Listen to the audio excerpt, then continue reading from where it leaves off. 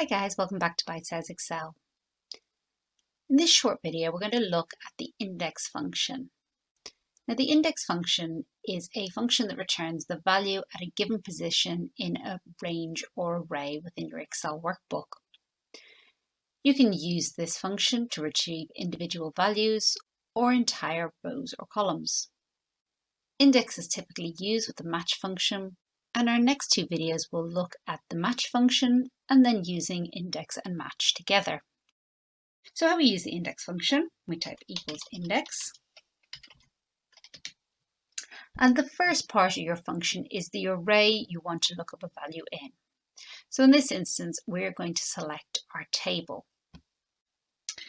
Now the second part is our row number. So essentially, if we wanted to look up, say, something on the fifth row of our array, and the last parameter, which is optional, is to look up your column number. So say, for example, in this instance, we want to look up our points, which is our third column. We'd put in a 3.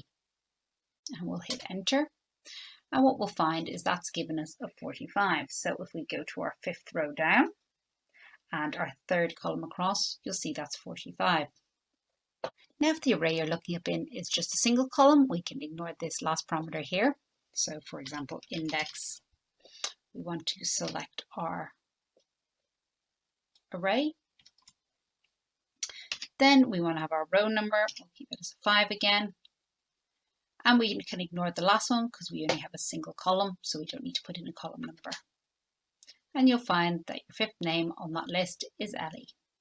The last part of the index function, which is optional, is what is known as the reference form.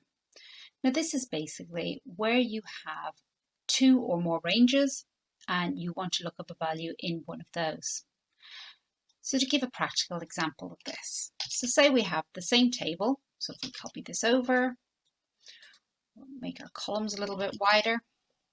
And say in this one, we want our rank to be done in ascending order rather than descending order. So essentially our two tables have the same data, but have a different order of rank depending on whether it's ascending or descending. And what we want is we want to choose whether we're looking up the rank in ascending, in descending or ascending order. I'm also going to add in just another column here just for reference. So we'll start our table this time at the first name. Now we'll copy that down.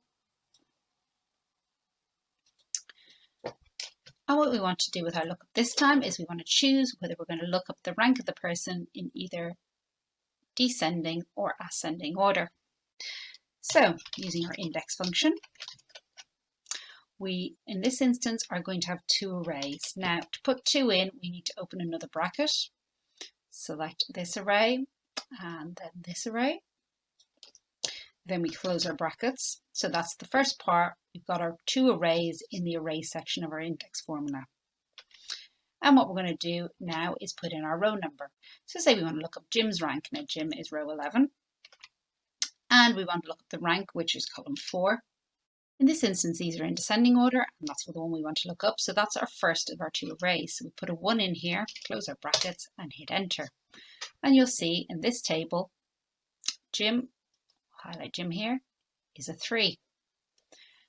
If we want to look it up in the second array, we will put a 2 in here and hit enter. And you'll see that in this array, Jim is number 18.